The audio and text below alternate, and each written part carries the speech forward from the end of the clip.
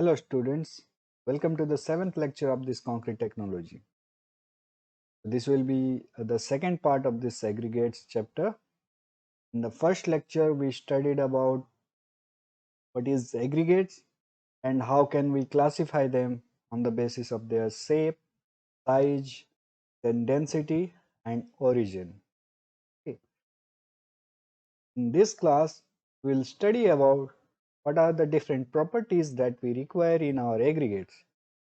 Basically, if we see we need to check its physical properties, mechanical properties and chemical properties. So if we consider the physical properties, so what are those physical properties essential for us? The shape and size, of course we studied in detail in the previous class. Still in this class we will see how can we uh, relate this with the performance parameters. Apart from that, the surface texture, fineness modulus, water absorption and moisture content, density, specific gravity, bulking of fine aggregate, soundness of aggregate. So these are some of the physical properties that is required in our coarse aggregate or fine aggregate. Okay.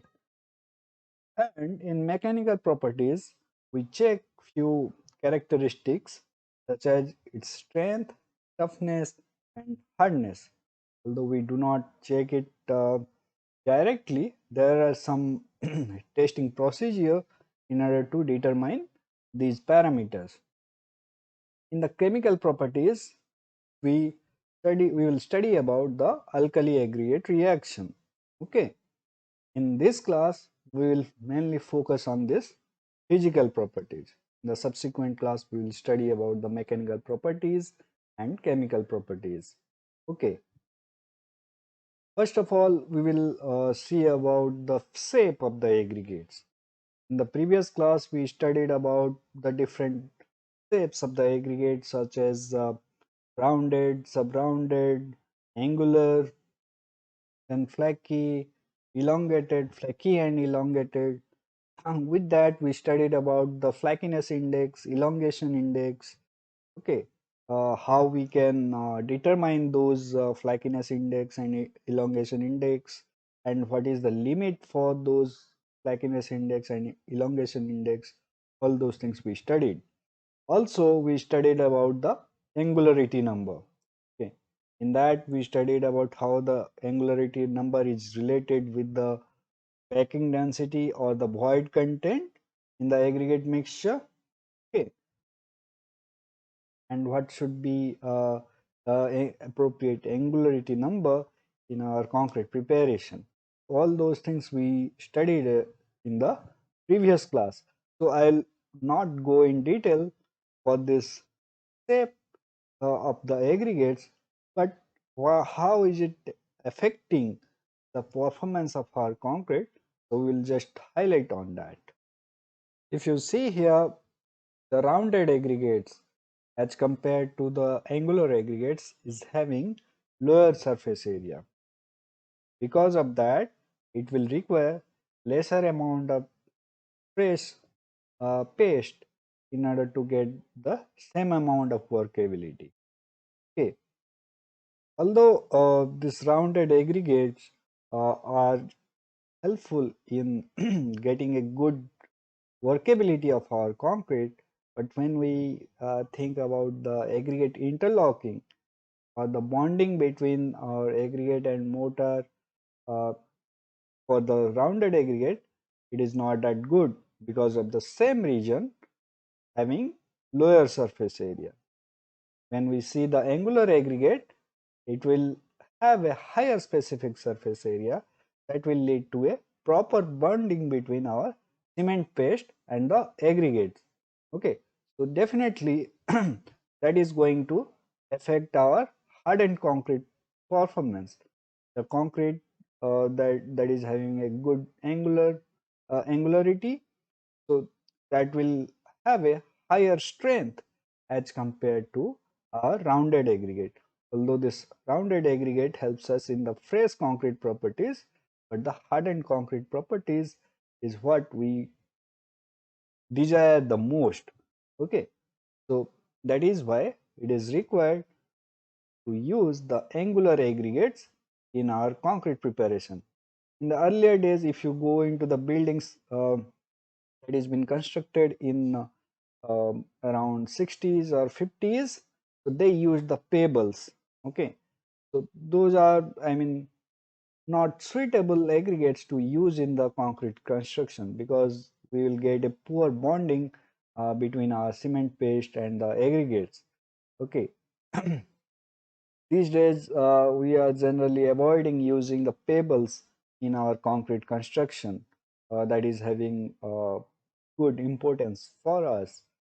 Usually we use the crushed aggregates, okay, the stone that we mine from the quarry, so that we crush them in the crusher to bring into a particular size.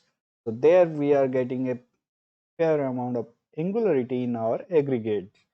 Okay, so those are the aggregates which are required for our concrete preparation. Now we will see how the size of the aggregate is going to affect the performance of our concrete, and how can we actually classify our aggregates based on their size. In the previous class, we studied about the coarse aggregate and fine aggregates. So those are the two categories that we actually classify the aggregates based on its size. If the aggregate size is above 4.75 mm, so in that case we are saying it as coarse aggregates. Okay, whereas when its size is in between 0.075 mm to 4.75 mm, so we are saying it as the fine aggregate. Here you can see the sieves that we use for the sieve analysis of the coarse aggregate. It's shown here, and here you can see the sieves that we use for the sieve analysis of the fine aggregates. Okay, so we use these sieves and conduct the sieve analysis. We can use the sieve shaker like it is shown here. Here you can see the different sizes of sieves are put in the sieve shaker. The sizes such as 80 mm, 40 mm, 20 mm, 16 mm, then 10 mm. Of course, in between we can put the 12.5 mm, and after 10 mm we can also put the 6.3 mm, then 4.75 mm, 2.36 mm, 1.18 mm, 600 micron, 300 micron, then 150 micron, then the pen. Okay, so we will put our aggregate in this sieve shaker. Of course, we can do the sieve analysis of our coarse aggregate and fine aggregate separately, which we usually do. We do the sieve analysis of coarse aggregate separately and fine aggregate separately, and we use the sieve shaker in order to determine in which size category how much amount of aggregate is retained. Okay, so then we use those data in order to plot or in order to get the particle size distribution. Okay, so in the previous class we studied about the different types of particle size distribution curves. From there we learned about the well graded aggregate, gap graded aggregate, then uniform aggregate and open graded aggregate. Okay, so these are the four different types of gradation we observe based on the size of our aggregates. Okay, so how it is going to affect our performance also we can know. Okay, like suppose you are using the uniformly graded aggregate, there the particles of each sizes are present, but when you use the gap graded aggregate, the mid size aggregate, mid range aggregates are missing. In that case, of course, that will going to affect your packing of the aggregate mixture. So we learned about that how the performance of the aggregate will be affected when we use different gradation of the aggregates. Okay, now here you can see the table 9 of IS 383/2016, here we can see 4 zones of our fine aggregate. Okay, so we do the sieve analysis of our fine aggregate, and then there are the different sizes. Here you can see IS sieve designation.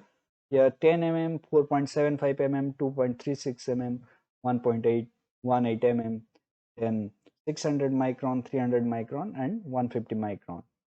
So on these sieves, how much percentage is passing, okay, for that different ranges are given here.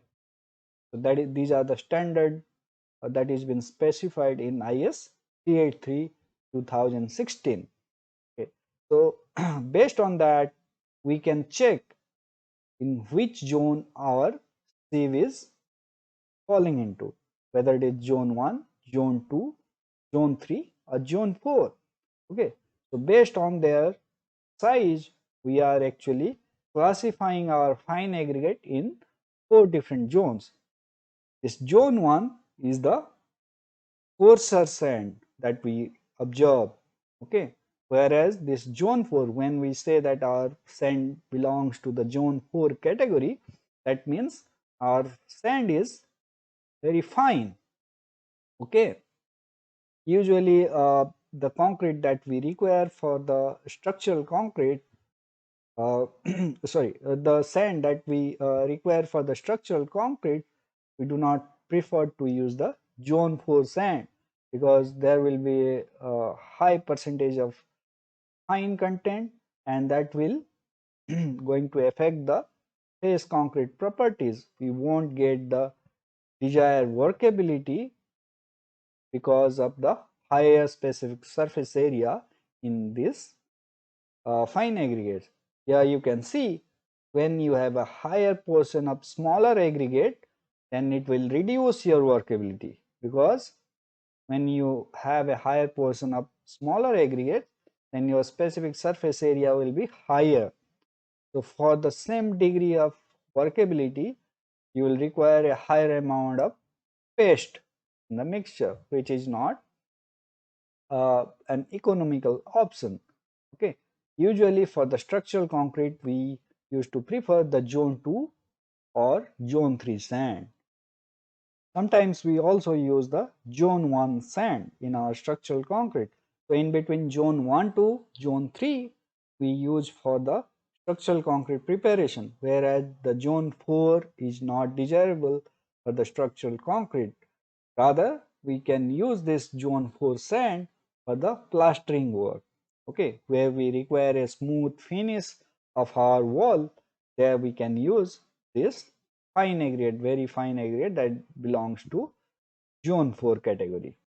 So the aggregate size, whether it is coarse aggregate or fine aggregate, is essential for the fresh and hardened concrete performance.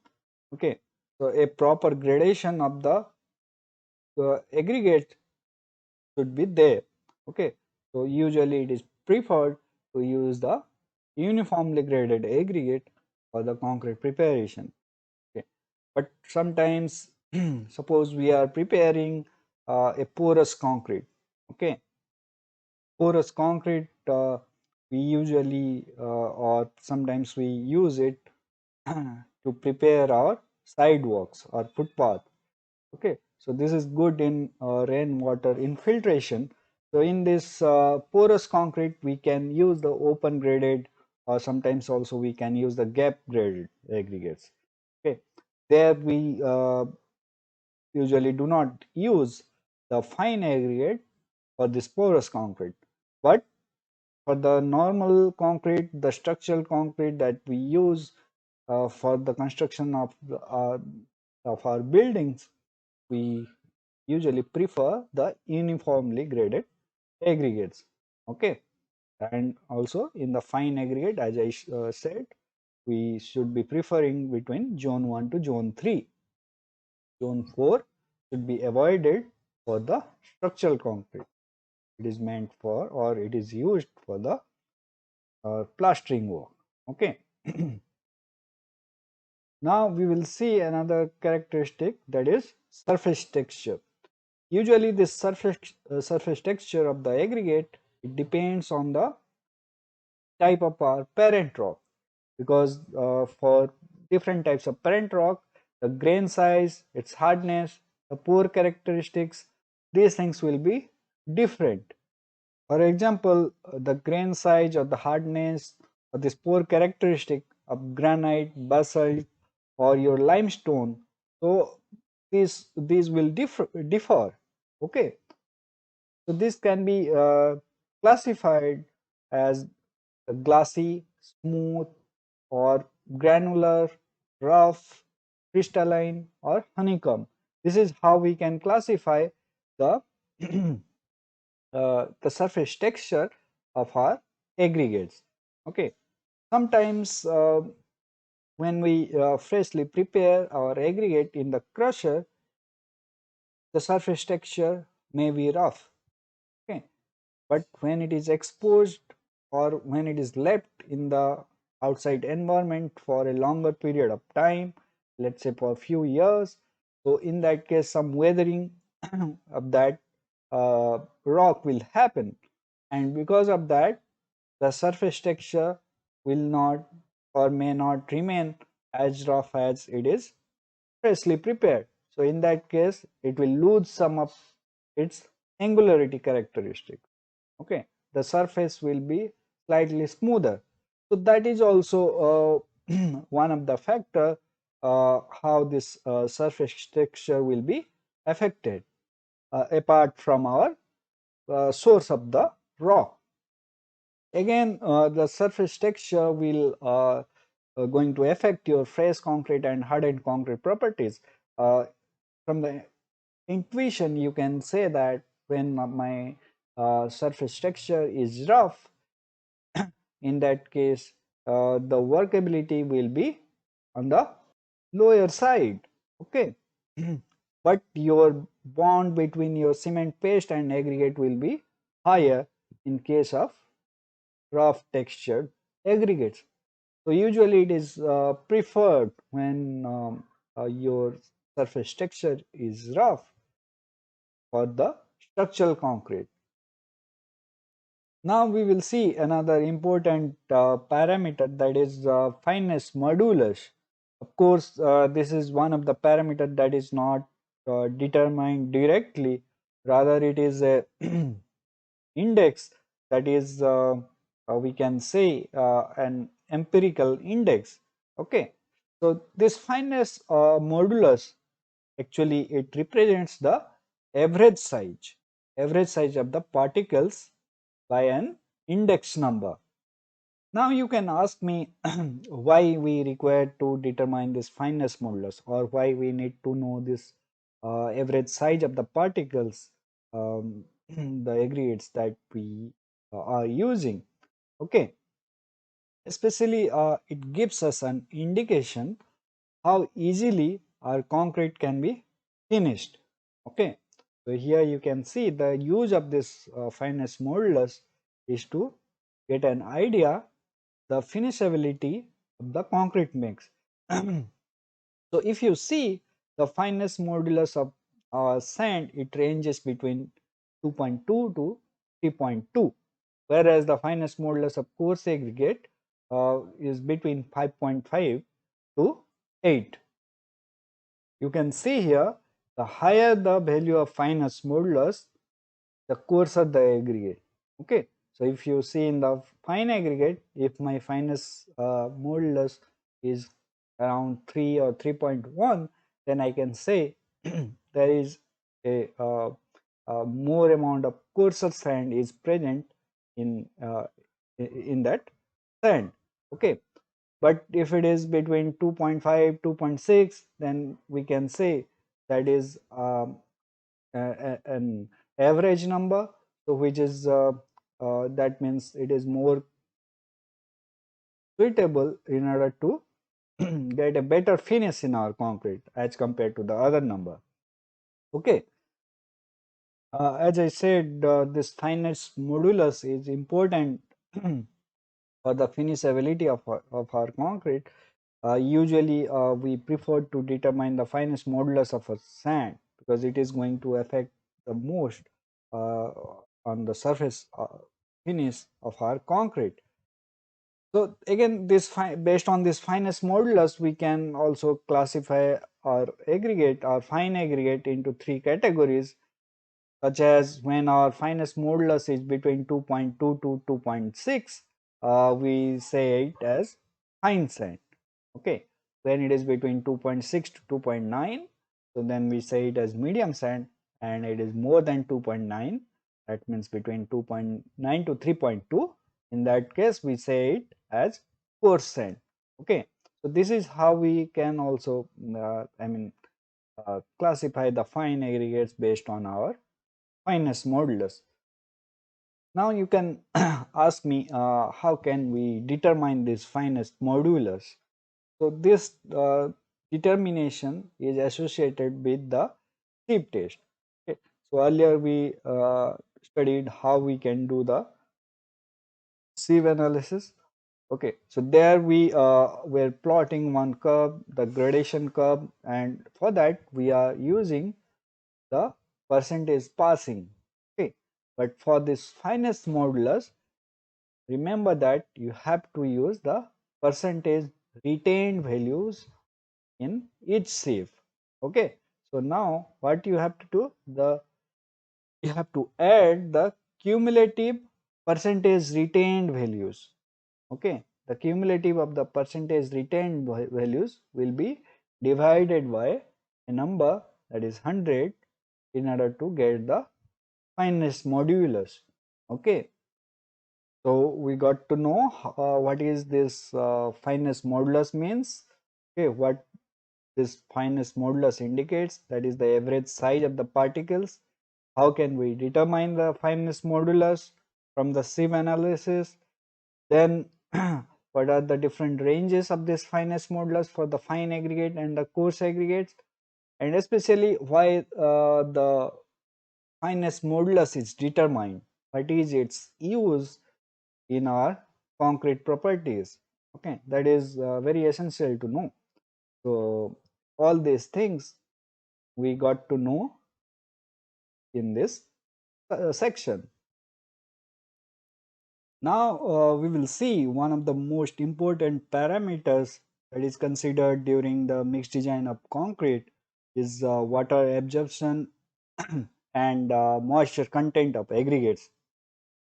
First of all, why do the aggregates uh, absorb the moisture or absorb the water?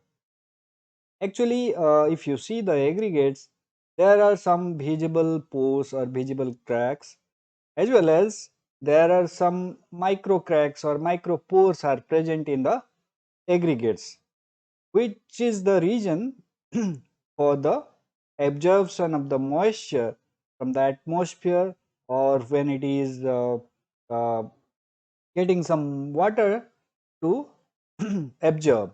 Okay, so we will know why this water absorption and moisture content is important for aggregate while conducting the mixed design. Okay, if you see here, there are four important stages of the aggregate while considering its moisture content. Okay, if you see here, it is shown in this figure. In the first figure, it is the oven dry aggregate. Usually whatever aggregate you see uh, in your day to day life, there must be some moisture, because in the atmosphere uh, there will be moisture, so those moisture can be absorbed by the aggregates.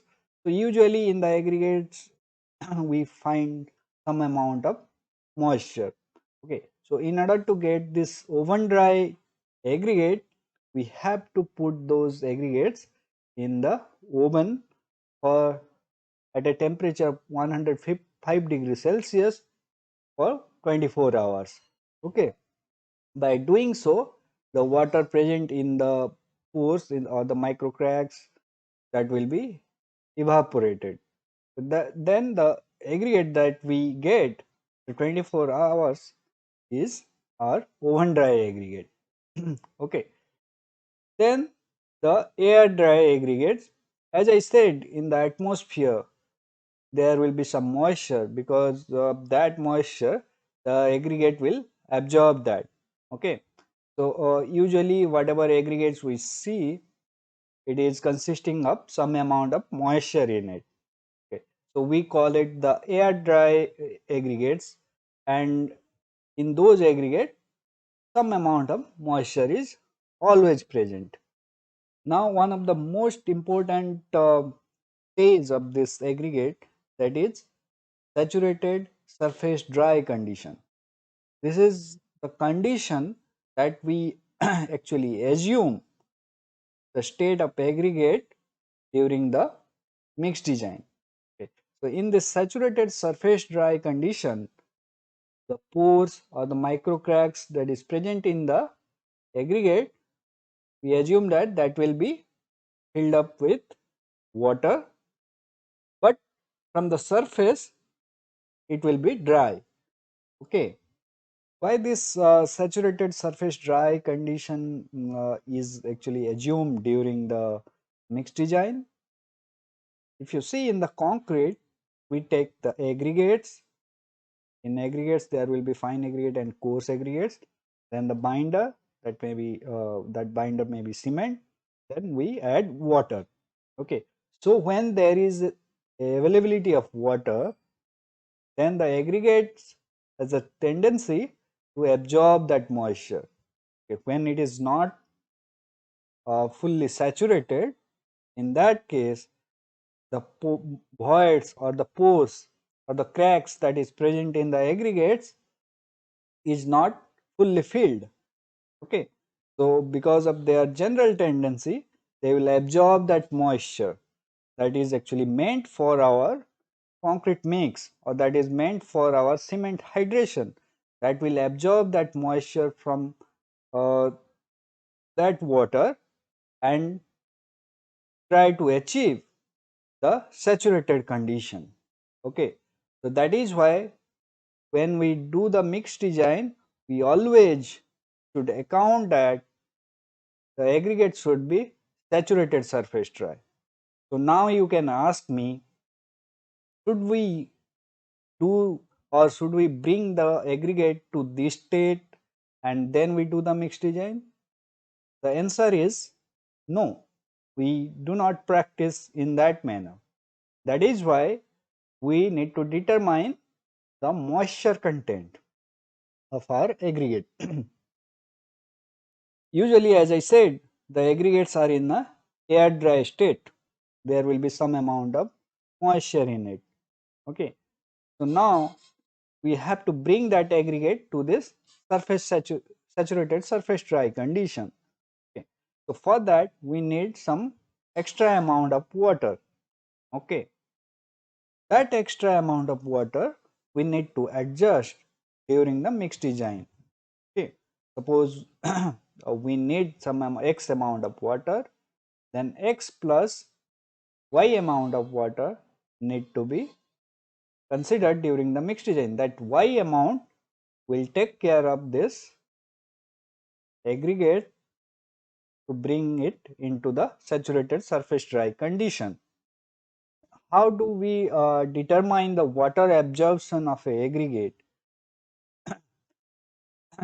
We consider it between the oven dry aggregate and the saturated surface dry condition.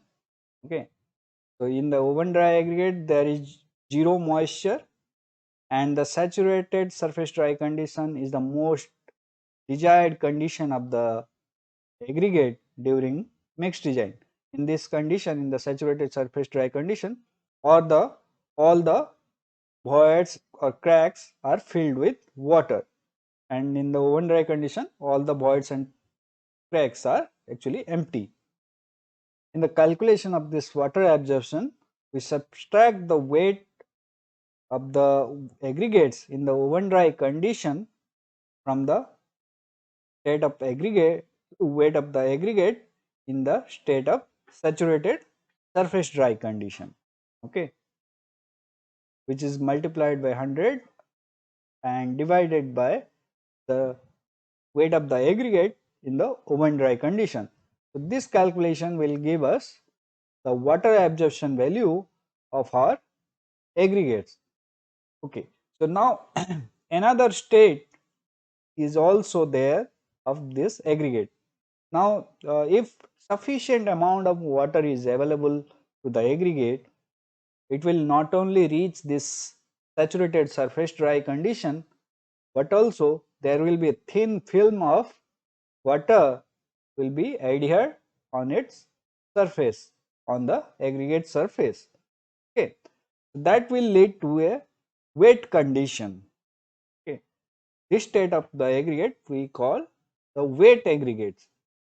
This is not desired in the concrete. We will see why this wet condition is not suitable for the concrete in the later chapter. So why this thin film of water is not actually desired to be present on the surface of the aggregate, how it is going to affect the performance of our concrete, that we will know. But you should remember that whenever you are doing any mixed design of the concrete, the state of or the condition of the aggregate you should consider is the saturated surface dry condition. Now we will see how you can determine the moisture content. We studied about the water absorption value or the water absorption of the aggregates. Now we will see about the moisture content. As I said, in the usual case, the aggregates are partially filled with water, that is the air dry condition. Okay, but you have to bring it to the saturated surface dry condition. So now what will you do? You take these aggregates that is present in the air dry condition and put it in the oven for 24 hours at a temperature of 105 degrees Celsius. Okay. So now after 24 hours you take the measurement of the difference in water, the difference in weight of the aggregates. Before putting it into the oven, you should measure the weight. Then after 24 hours being in the oven, you should take the weight of the aggregates. Now that difference in weight is your available moisture content in the aggregates. Now once you know the available moisture content, then you can bring or you can add the additional amount of water to bring the aggregates to the saturated surface dry condition. Okay, let us take one example. For aggregates, let's say the water absorption is 1%. That means when you add 1% of its weight, then it will go from oven dry condition to the saturated surface dry condition. Okay, so that is what actually water absorption means, isn't it? So now in some day you took the aggregates and try and tested it for the moisture content. Then you found out that the moisture content is 0.5 percentage. Okay, that means the difference between this oven dry and air dry condition, you found out that there is 0.5 percentage moisture is there already. So now that additional 0.5 percentage is required in those set of aggregates to come into this saturated surface dry state. Okay, now those aggregates are in air dry condition. If you add additional 0.5 percentage of its weight, then it will become the saturated surface dry aggregates. Okay, so this thing you have to take care while doing the mixed design. Before carrying out any mixing of the concrete, you need to find out the moisture content in that aggregate. Then from the knowledge of the water absorption value of that aggregates, then you adjust that amount of water in the concrete mix. Okay, so you have to add some amount of water. Okay. Otherwise, the water that is meant for the cement hydration or the cement reaction will be absorbed by the aggregates. Now the water that is meant for the hydration will be reduced and it will affect the concrete performance. Okay, so that is why you need to take care of this moisture content and water absorption. Density is another parameter that we measure of the aggregates. Okay, last class we studied about the classification of the aggregates can be uh, determined while using the density, like the lightweight aggregate, normal weight aggregate, and the heavyweight aggregate. So based on the density only we have characterized uh, the aggregates. Okay. So while considering this density, here also we can take the state of the aggregates in terms of its moisture content. In the previous slide we saw about the four different conditions or four different states of the aggregate in terms of its moisture content. Here also we will consider those conditions of the aggregates in order to define these three density of the aggregates. First of all, we will see the bulk density. In the bulk density, what it says, it is the mass of the oven dry aggregates per unit volume of the aggregates. Usually what is density? Density means our mass per volume. So what it says, the mass of oven dry aggregates, okay, per unit volume of aggregates. There are two important things that you have to note down here. The first important thing is the condition of our aggregate. What we are considering, that is the oven dry condition. Now there is a trick here in the volume calculation. What this volume says, the volume of permeable as well as impermeable voids present within the aggregates. Okay. So what does it mean? The consideration of permeable as well as impermeable voids. That means we are considering the whole aggregate here. Okay. So So, so in this bulk density calculation, you have to consider the oven dry aggregate and the whole volume of the aggregate. Okay. So now there is a trick in calculation of this whole volume of the aggregates, because this micro cracks and all will be present. Micro cracks and pores will be present in the aggregates. So how can you calculate the whole volume? Any idea? There you can take the surface saturated dry condition and the oven dry condition of the aggregates. That additional amount of water, okay, that is required to bring that aggregate from the oven dry state to the surface saturated dry condition, that amount of water actually occupying those voids and micro cracks.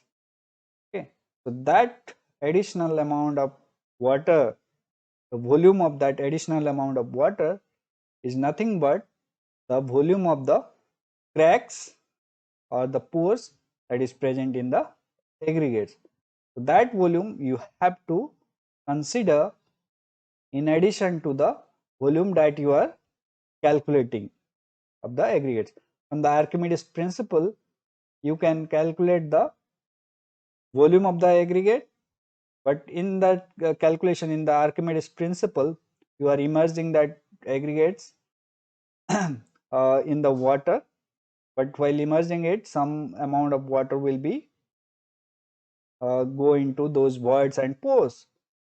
So that won't give you the exact volume of that aggregates.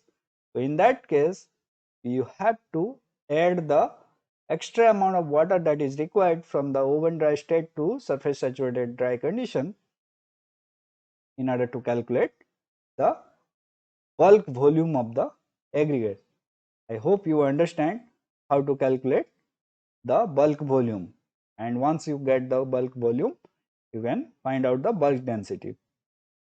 Now the saturated surface dry density in this state of saturated surface dry condition of the aggregate, we take its weight, okay, divided by the unit volume of the aggregates. In this case also we are considering the same volume, the volume of impermeable voids and water filled pores within the particles, okay, that we are considering, okay. Here also we are considering the bulk volume of the aggregates. But when you consider the apparent density of the aggregate, there is a change here. Here you can see that we are considering the mass per unit volume. Here the mass is the of the oven dry aggregates, and the volume here we are considering the impermeable portion of the aggregate. What does it mean, impermeable portion of the aggregate? That means we are ignoring the portion of the cracks and the pores that is present in the aggregate, okay. So if you see here, the red outline that is present, that is shown in this aggregate, will give you the impermeable portion of that aggregate, okay. So for the apparent density calculation, you have to take the oven dry weight of the aggregates, which will be divided by the volume of the aggregates, and that volume is the impermeable portion of the aggregates. Again, in the calculation of this net volume or the volume of the aggregates without considering the impermeable portion of the aggregates, we will take the help of the oven dry and saturated surface dry state of the aggregates, okay. By using that, we will find out the net volume of the aggregates. Here also we can take the help of Archimedes principle and the saturated surface dry state of the aggregates condition in order to find this, okay. I hope you understand how to determine the net volume of the aggregate, okay. This is a task for you in order to think how this net volume can be calculated using the Archimedes principle and the two states of the aggregate, that is oven dry state and the SSD state. Then we will see the specific gravity of the aggregate. This is what we use, the specific gravity of the aggregate we use during the calculation of our um calculation steps of the mixed design, okay. So specific gravity is nothing but the relative density of the aggregate with respect to the density of our water, okay. How we determine the specific gravity? It is the ratio of the weight of the given volume of aggregate to the weight of the equal volume of water. In this calculation, what we are doing, we are just relatively comparing the density of our aggregate with respect to that of water, okay. So there are, like density, there are two different specific gravity that can be determined. One is our apparent specific gravity and the bulk specific gravity. So as we saw in the previous slide, how can you determine the apparent density and bulk density? We already got an idea, okay. In the apparent density, as we know, we have to consider the aggregate volume without the impermeable portion of the aggregate. That means we will ignore the volume of the cracks and voids that is present in the aggregates. So here also we can see in this figure what is the volume of the aggregate considered in the apparent specific gravity calculation. Whereas in the bulk specific gravity calculation, you can see we have considered the SSD state of the aggregate. So, if you see here the calculation in the apparent specific gravity calculation, what it says, mass of our oven dried aggregate divided by the volume of aggregates not including the surface force. Whereas in the bulk specific gravity, you can see this is the mass of oven dry aggregate divided by the volume of aggregates considering the surface force. Okay. So now how can we determine this apparent specific gravity and the bulk specific gravity of the aggregates? For the coarse aggregate, this is the setup that we use in order to calculate the specific gravity. Okay. So what we do, we take a wire basket. Okay. So in that wire basket, we put the aggregates. Okay. So now that wire basket is actually hang from a spring balance. Okay. First we will take the weight of this wire basket while immersed in water. So this will give the W2 here. Okay, weight of the basket in water.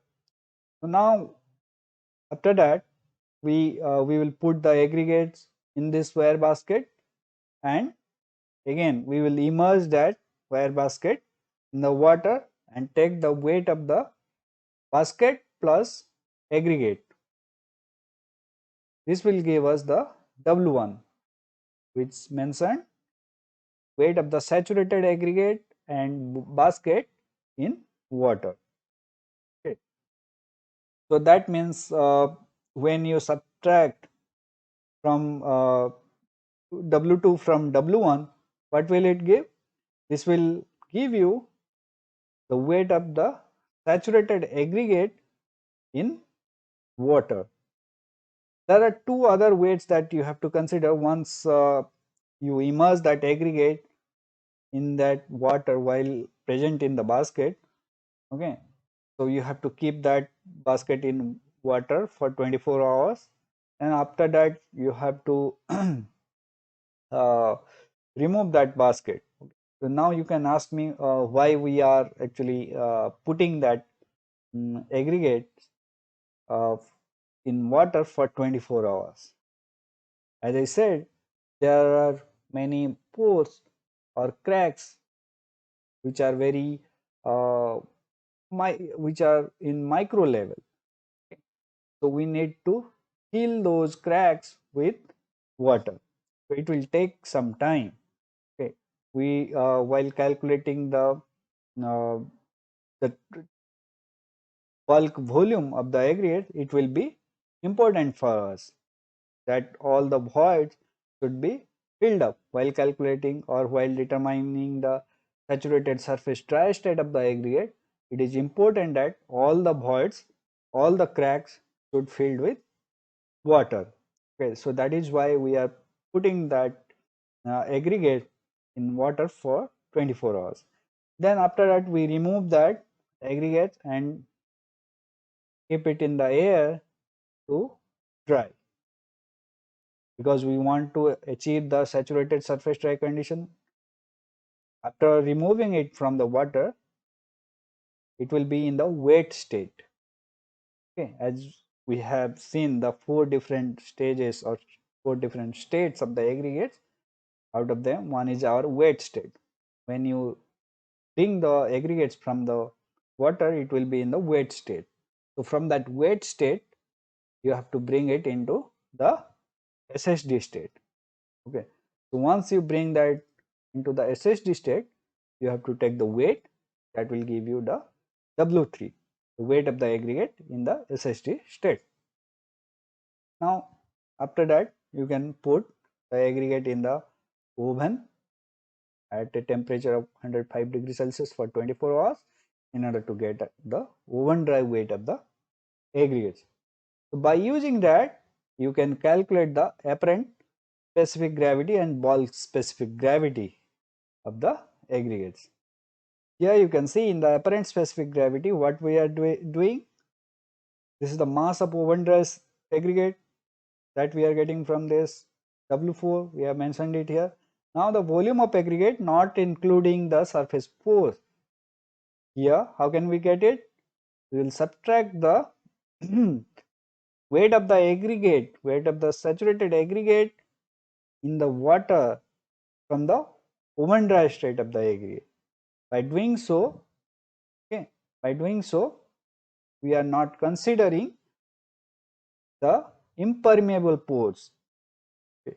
While the calculation of bulk specific gravity, we are subtracting the saturated aggregate weight in water from the saturated surface dry state of the aggregate. Okay.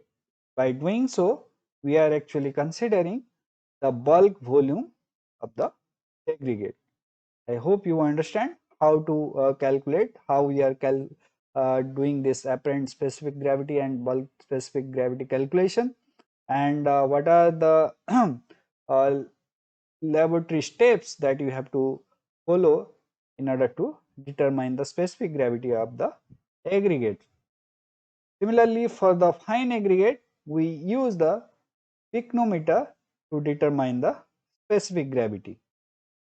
You can use the IS code IS 2386 part 3 in order to determine the specific gravity of the fine aggregate. Here we are using the pycnometer.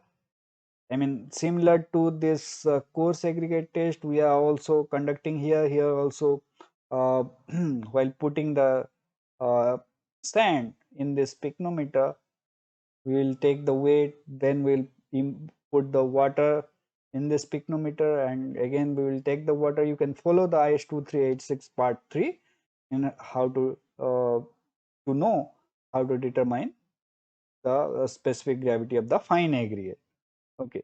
So now one question you can ask me. We studied about this apparent specific gravity and bulk specific gravity. So which one we should use while doing the mix design? Is there any answer that you are thinking about with logic? The answer is the bulk specific gravity.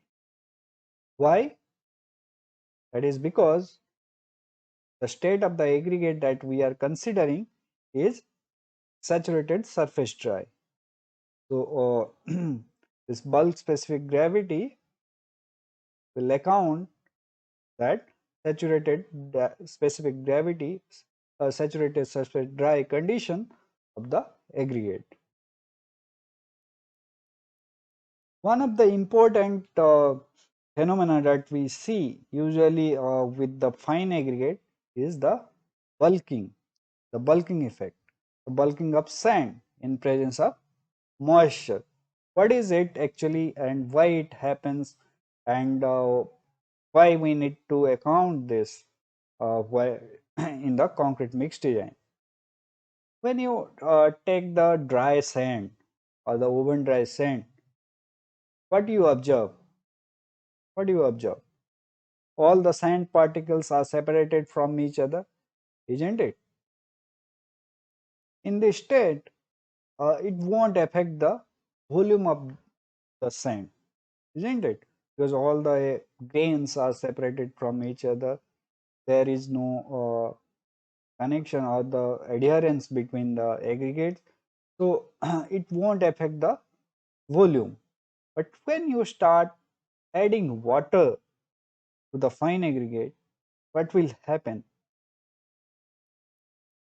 Usually, it will form a thin film of water surrounding the grains. This thin film of water around the aggregate is having a high surface tension. Okay. and because of this surface tension force, the sand grains will repel each other. Okay, because of this surface tension force, the neighboring particles will be away from each other, and because of that reason, the volume of sand will increase as you go on adding more and more water. More and more sand grains will be surrounded with this thin film of water. So there will be increase in this surface tension force between the sand grains. Okay, and that will cause an increase in the volume of a fine aggregate. That we call as the bulking of fine aggregate or the bulking of sand. Now the question is, will this volume increase will be continuous, okay, as we go on increasing the moisture content? Will it be directly proportional as we go on increasing the water to the fine aggregate? There will be a continuous increase in the volume of the aggregate? The answer is no.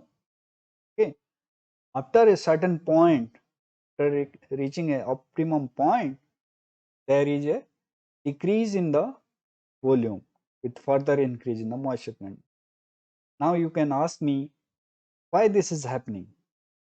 Once we are seeing that if we go on adding the water, there will be a thin film of water around the aggregate particles which will lead to the surface tension, and because of that there will be a repel uh, between the aggregate particles. Okay, but after a certain point the volume will again start decreasing. That is because when there will be excess moisture present in the sand, what will happen? The thin film around the aggregate will break and many sand particles will coalesce together. Now as there is no thin film in between these uh, particles, so what will happen? The volume will automatically decrease because now suppose thousands of particles are merged together, or the thin film around this 1000 particles actually collapsed and they coalesced together. So the overall volume of that lump will decrease. Okay. So that is why we observe the decrease in volume after a certain point. Okay, so this bulking effect does not happen after a certain moisture content. So we need to determine what is the moisture content at which we are getting the maximum volume for our fine aggregate.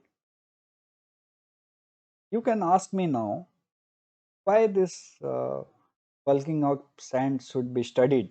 Why is it important in our concrete? Suppose we are using a moist sand in our concrete mix, because always we may not find the dry sand to use in our concrete. Sometimes the aggregates are left in the open, and if rainfall happens it will get moist. Okay, so because of that moisture there will be increase in volume.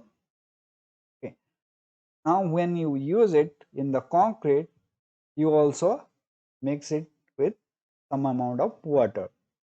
Okay, so now what will happen if it reaches the post stage, if it having moisture content higher than its optimum quantity, its volume will decrease, the volume of sand will decrease. So that will lead to the honeycombing of the concrete. This honeycomb will form in the concrete, and also there is a chance of segregation. Usually this happens when we use the moist sand. So if that moist sand is already in the optimum volume content, in the maximum volume uh, stage, or very close to the maximum volume stage. So when we are doing the mix design, there is a chance that it will cross the water content that is actually providing the maximum volume in the bulking effect. Okay. So in that case, the reduction in volume will lead to the honeycombing and also the segregation during mixing. Okay. This is how this bulking up fine aggregate is affecting the concrete mix. Another physical property of aggregate that we study is its soundness. So, what is soundness actually? As the aggregates will be exposed to different environmental and climatic condition, and also it will be exposed to different types of chemicals, different temperature, the alternate wet and drying condition, it will deteriorate or it will disintegrate after certain age. Okay. So depending on the type of aggregate or the type of rock from where we are getting those aggregate, it will actually show different amount of disintegration. Now the resistance of this aggregate to different action of this weathering is known as the soundness of the aggregate. So what are these weathering action? The freeze thaw, temperature above freezing for a longer period of time, the alternate wetting and dry cycle. So these are common weathering action that we see in a in a concrete. Okay, as the aggregate will be exposed to these conditions, what will happen? The local scaling of concrete may happen. Extensive surface cracking also can happen, and disintegration of concrete to a notable depth. So these are some of the effects that we can observe in the concrete, that is due to the inability or lesser ability of the aggregates to resist these conditions. Okay. Here we can see because of the uh, aggregate unsoundness, okay, there may be uh, loss of aesthetic appearance. Okay. So this local scaling and the surface cracking will actually create the loss of its aesthetical appearance. Okay. But the disintegration of concrete can also happen. Okay. So that will cause the structural damage. The strength of concrete will be reduced if uh, these unsoundness problem is quite high in the concrete. When the aggregate is not suitable to resist the different action of weather, then this may also happen. So now how can we determine whether a aggregate is sound or unsound?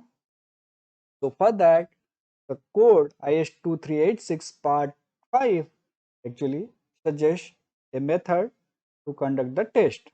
What we do, we take the aggregate and immerse it in sodium sulfate or magnesium sulfate solutions for 16 to 18 hours. Okay, either we take sodium sulfate or magnesium sulfate solution and immerse this aggregate for a period of 16 to 18 hours. Then we remove that aggregate and wash it. After washing it, we will put it in the oven at a temperature of 105 degrees Celsius for a period of 24 hours. Okay. Then you remove that aggregates and cool them in the atmosphere until it reaches the room temperature. Then again you put that sample or immerse that sample in the sodium sulfate or magnesium sulfate solution and repeat the same process for few cycles. Okay.